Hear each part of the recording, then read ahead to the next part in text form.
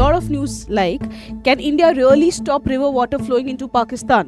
What are these? We'll discuss that. These are the tributaries of Indus. Indus, Jhelum, Chenab, Ravi, Byas, Satluj. As early as 1960s. Okay, and Indus Water Treaty, which was signed in 1960s, have survived a lot of conflicts. So the river is flowing like this. The sand, dust particles are settling here. What happens to this? They provide lifeline to a lot of these many populations. So it is definitely something that would bring the region into crisis. Hello everyone. Welcome to PW OnlyIAS English channel. I'm Dimple Nankani and we cover a lot of topics which are important for your prelims examination. A very hot topic that is being discussed these days is about your Indus Water Treaty. There have been a lot of news like, can India really stop river water flowing into Pakistan?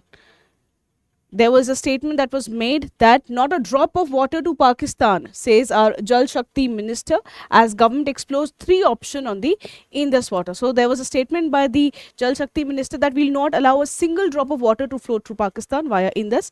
However, there have lot been in the international news also questions like, can India really stop? If India wants to stop, what is the strategy? There was one more news that the 1960 agreement, which India has put in abeyance, it has put it to a pause after the Pahalgam incident, has started showing up signs of decay in the recent years, with New Delhi demanding a bilateral modification of the treaty. That there's some storm that is brewing beneath the water about the Indus Water Treaty. And what is the plan of India? India is working on three-part plan to halt the water to Pakistan. There are short-term, mid-term as well as long-term strategies. What are these? We'll discuss that. First, let us look at the Indus River. We know a lot of questions can come from the static part also. See, when such a news is in current affairs, when Indus Water Treaty is in current affairs, what kind of questions can we expect in UPSC? You can expect questions on Indus River, its tributaries. You can expect questions on the Indus Water Treaty, and you can also get questions relating to the mapping part. So let us first do the mapping part, that is about the Indus Water River. Indus River starts from Bokarchu Glacier. This is Bokarchu Glacier. It starts from Bokarchu Glacier, enters India. This is Indus. You can see it is moving towards Pakistan. This is the Indus River. There are some important tributaries of the Indus River. The important tributaries are Gilgit River. You have Shyok River. There's Nubra River, which is a tributary of Shyok. You can also have, so what are the tributaries? You can see the tributaries like Gilgit River. You can see the tributaries like Shyok River. Okay, you can see Nubra is a tributary of Shyok River. Okay, so this is the Shyok River. Correct. Then we have other tributaries in the form of Jhelum River. You have Chenab River, which moves to Pakistan. You have Ravi River.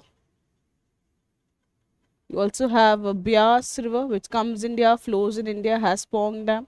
You have Satluj River, comes from Tibet, moves towards, join the Byas River at Harike, moves and finally joins the Indus River. These are the tributaries of Indus. Indus, Jhelum, Chenab, Ravi, Byas, Satluj. And on the right hand side, we also have tributaries in the form of Gilgit, Shyok, etc. Okay, you also have tributaries like Kabul in Pakistan. Okay, now this has been there in news. If you will talk about the dams that we saw that we have Harike barrage where Satluj meets Byas. You have Harike dam. You have Ropa dam that is there on Satluj.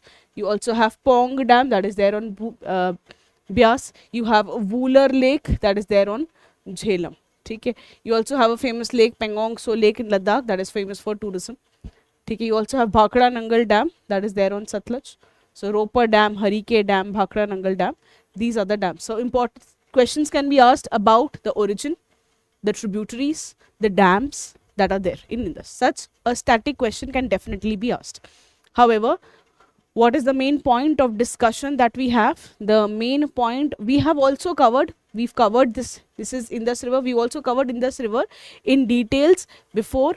There was a YouTube video that was there. We were talking about the major rivers of India, and we've covered Indus River in quite details, the flora part, the fauna part, the national parks that are there, wildlife sanctuaries that are there in the Indus. We've covered that. So in case you want to have some detailed look on the river, you can go to the YouTube video on our channel. Now moving on, so here we have the topic that is there in due discussion is the Indus Water Treaty. Indus Water Treaty was signed in as early as 1960s. Okay, and Indus Water Treaty, which was signed in 1960s, have survived a lot of conflicts that took place between India and Pakistan. There was India-Pakistan war, it survived that. The conflicts that have taken place, the Indus Water Treaty has been surviving. Now after the Pahalgam terror attack, India has put the treaty in abeyance. It has stopped, and in return, Pakistan has mentioned a statement that they will not follow Shimla Agreement anymore. What is Shimla Agreement? Where they say that it sets the table, it sets the tone of the negotiation between the two countries. So this is therefore there in news. It was signed as early as 1960. It was signed between India and Pakistan, and it was brokered by the World Bank. World Bank took a major part here in brokering the agreement, in brokering the treaty. What was it about?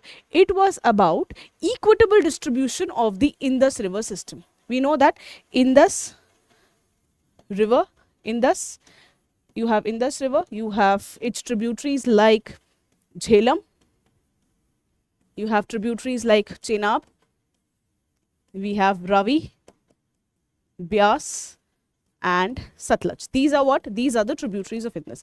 Now thus the water, the river is flowing between India and Pakistan. Therefore there should be equitable distribution of water between India and Pakistan. What was agreed that the western rivers, as you can see here, the western side of rivers, that is 1, 2 and 3. Western side, that is Indus River, 1, Jhelum River, Chenab River. These are the western rivers. And the eastern 3 rivers, 3 western rivers and 3 eastern rivers. You have Ravi, Byas and Satluj. So the water would be distributed, that the western rivers would be used by Pakistan and the eastern rivers would be used by India. So the eastern rivers, like these 3, Ravi, Byas and Satluj, they were given to India, whereas the western rivers, that is Indus, Jhelum and Chenab, they were given to Pakistan. Okay, so the major usage of the western river is with Pakistan. The ultimate usage of the eastern river is with India.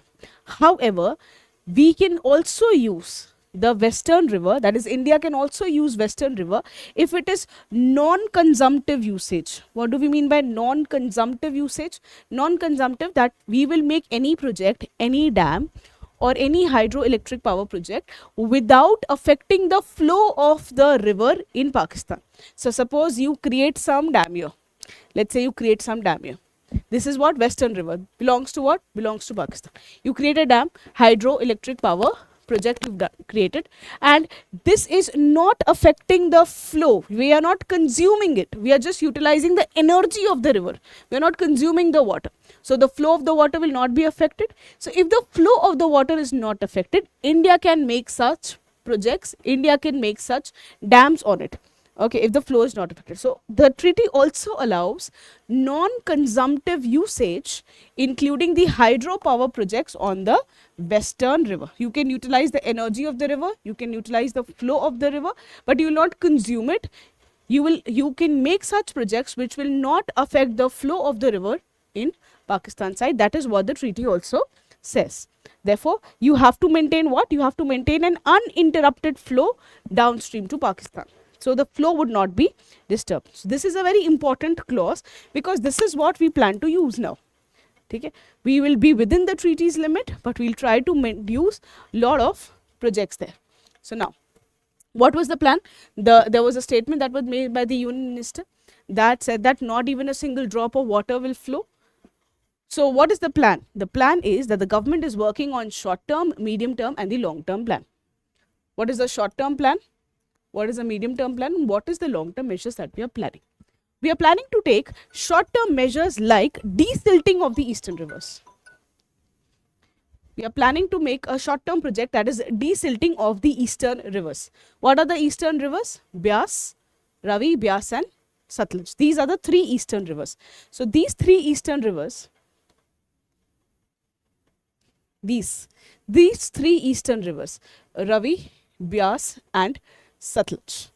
We are trying to utilize these rivers. Now, what do we mean by desilting? Desilting is that as the river water flows, there's lot of sand, dust, particles that settle, that comes along with the river. So the river is flowing like this. The sand, dust, particles are settling here. What happens to this? Suppose this is the river water that is flowing. The river carries, and this is the capacity. The river carries dust, rocks, boulders, pebble. If this is the river channel, if this is the entire river channel, this has a lot of water. But suppose if the dust settle here, this is the dust part, this is the rocks part. If the dust and the rocks settle here, what happens?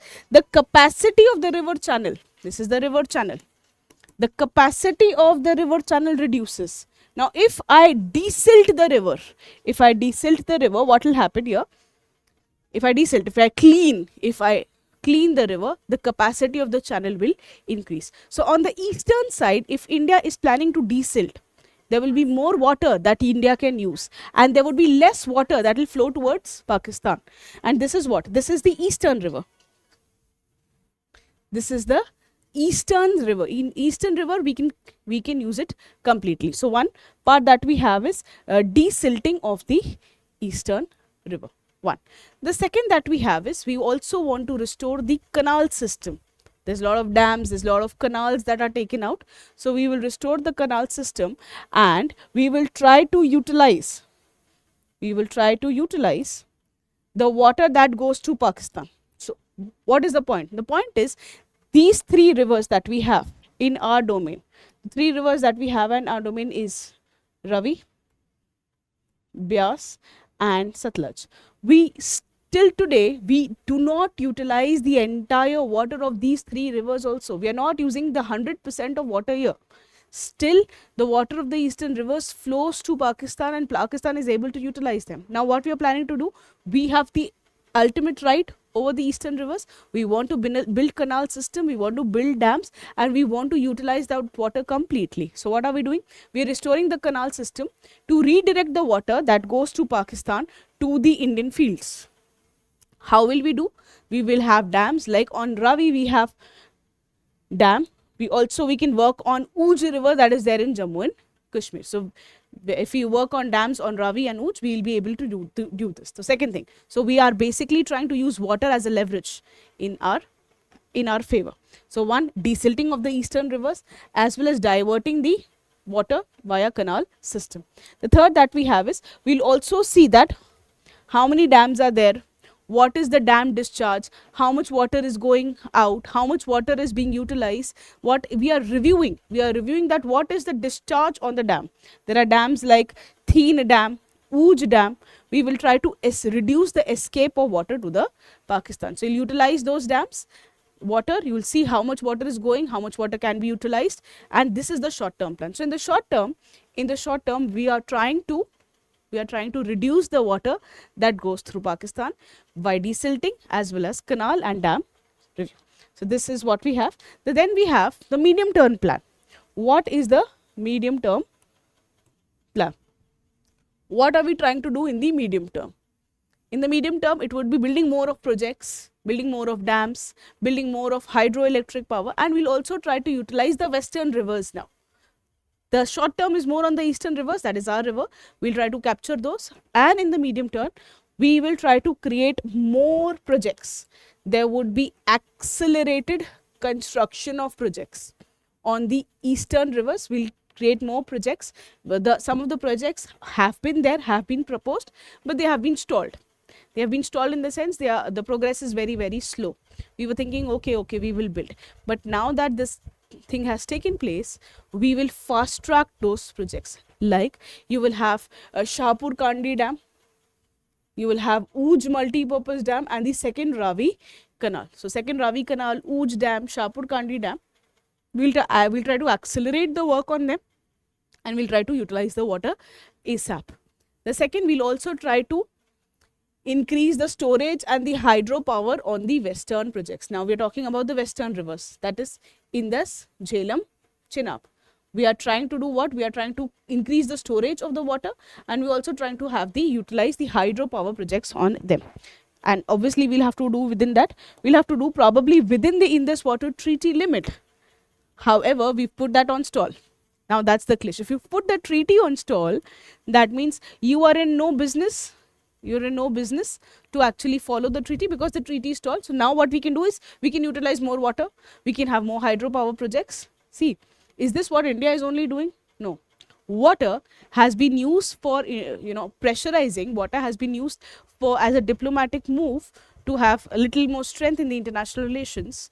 This is done by other rivers, by the other international countries also. China does that on Brahmaputra if it wants to pressurize India, and India is trying to do the same with Pakistan. So if the treaty is in abeyance, we can use it for more storage, we can use it for more hydropower projects. So this will do. What dam are we planning? You have Pakhuldul dam, you need to increase the storage. There's Ratle dam, there is Sawalkot dam. So these dams, see, UPSC can also ask you questions on which river do you have Pakhuldul dam, on which river you have Sawalkot dam, which river has Ratle dam. I'll leave that to you so that you also learn. It is easy for me to tell you in the video, but then if you question, if you search, if you write it down on your own, you remember. That's what we call as active learning. So you will do some research on Sawalkot dam, Pakhuldul dam, Ratle dam. Okay? India intends to increase the hydropower capacity on Chenab, Jhelum within the limits of the treaty. That's what we've said so far. Then we will also want to expand the irrigation in Punjab and Jammu Kashmir, so that you can utilize the unused water. Okay, there is this Ravi and Tavi irrigation project. On Ravi, there's an irrigation project, so you want to utilize that irrigation water. So on medium term, what are the three plans? Increasing the storage, utilizing the river for hydropower, the western river, using the water for irrigation. You also want to accelerate the construction of the dams such as Uj dam, the second Ravi canal. That is what you want to do. Okay, Shahpur Kandi dam. So that's the medium term plan that we have.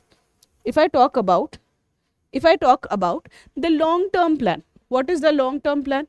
The long term plan that we have is we want a renegotiation or the full exit from the Indus Water Treaty. Yes, is this a radical move? Yes, this is a radical move. It's a radical move, and we are like, can they have international consequences? Yes. Nothing worth having comes easy in life. It can have international consequences. India can have diplomatic pressure. India can have international pressure. But that's what our minister said, that it is a long-term plan, that there is renegotiation. There will be renegotiation, and probably the full exit from the Indus Water Treaty. It will have international consequences also. The second that we have is we will create alternate storage system. Okay, there is massive reservoirs and the network of the dams, canals are being planned, and the minister says that not even a drop of water should be wasted. We are planning to do what? We are planning to link eastern and the western Himalayan rivers. So the eastern and the western Himalayan rivers, we are planning to link that. So what are we doing? We are saying that we will probably renegotiate the Indus Water Treaty in the long term, and we will also ensure that there would be more projects, more dams, so that the water is not being wasted. Now, we will try to link these, the western rivers, the western Himalayan rivers, and we'll try to link this to the eastern rivers. And then we'll try to divert the waters. To the other region, to the other peninsular river. So this is a part of what? This is a part of inter-river linking. What are the plan? The plan is that we will link multiple rivers across India, the western Himalayan rivers, the eastern Himalayan rivers, and we'll try to give the water of these rivers to the dry states. The dry states, like, you will try to divert the water, you'll try to utilize the water, you'll try to link those. If you link those, you'll try to divert the water towards Rajasthan. This is a dry region. You'll try to divert the water to the Saurashtra region. That is also a dry region.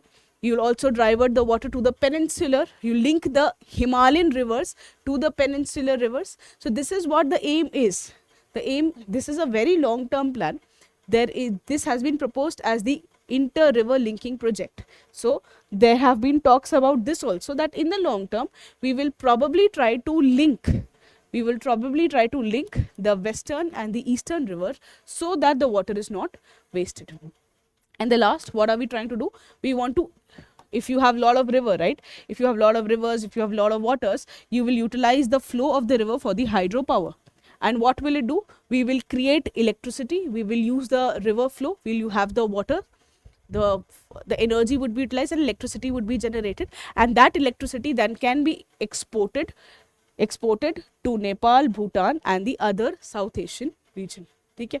So what, not only are we trying to deny Pakistan with water, but also we are trying to deny the power potential that it can have. So that's in the long term.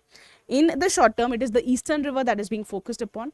In the medium term, it is the western river that is also being focused upon. And in the long term, we are trying to utilize the ultimate potential of the river by linking the river eastern and the western Himalayas to the, and utilizing the water by utilizing the hydropower project and exporting the power to the other countries like Nepal and Bhutan. And also we want to create more. Probably we also want renegotiation of the Indus Water Treaty. Now Indus Water Treaty, that has survived a lot of wars, is now being renegotiated, or there are some questions. It is put in pause. Why this is so? The reason this is so is because a lot of international countries have also done this. They have utilized the water of the other rivers. So India is also planning to use the same strategy. The second is, there's a lot of pressures from the citizen and the civil society, wherein they say that now this should be done. Civil society has put a lot of pressure on the government also to try to do this, and that is what the government is trying to do now. Now, will there be some consequences? Yes, there will definitely be some consequences. Pakistan has said that there will be, it can retaliate back. It says that Indus water and the water from the Indus River and the tributaries is a lifeline for about 240 million people. So it's about 2.4 crores of people. They are dependent on the water from the Indus, right? Now what is it? Sorry, not 2.4, it is 24 crore. About 24 crore of the population depends on the Indus River for its water. They provide lifeline to a lot of these many populations. So it is definitely something that would bring the region into crisis. And therefore what it has said, that it has tried to close the airspace to the Indian airlines. The airspace has been closed. You will see in the news also that such and such private companies suffered so much of losses. The losses of the international airlines, they are in crores, worth hundreds of crores. They are suffering loss. So even Indian economy would get affected if this is happening. So Pakistan has said that it has actually closed the airspace to the Indian airlines. It has also said that it will shut down the Wagah border crossing. There can be suspension of trade ties, that is what it says, and there can be halting of visa under SAARC visa exemption limit for Indians. Not only that, except for Sikh pilgrims, it says, Pakistan also ordered the military advisors at the Indian High Commission to leave by 30th April. So whatever move that you make, it will have consequences, it will have pressure. But despite calculating the pressure, there is some moves that the government is planning to have. These are what retaliatory measures. See, closing of airlines will affect the economy. Trade ties would affect the Indian economy. So these are the consequences which we should be aware, and we should be planning if we are planning to have some moves there. Moreover, there was also a statement that was issued. In a statement that was issued after the National Security Committee meeting, Pakistan said that any attempt to divert water under Indus Water Treaty would be considered as an act of war. So there have been tacit hints that have been given that this could also result in a war. So this is what the consequences have been, right? So I hope you liked the video. We'll come up with more such videos. Thank you for being with us. Stay tuned.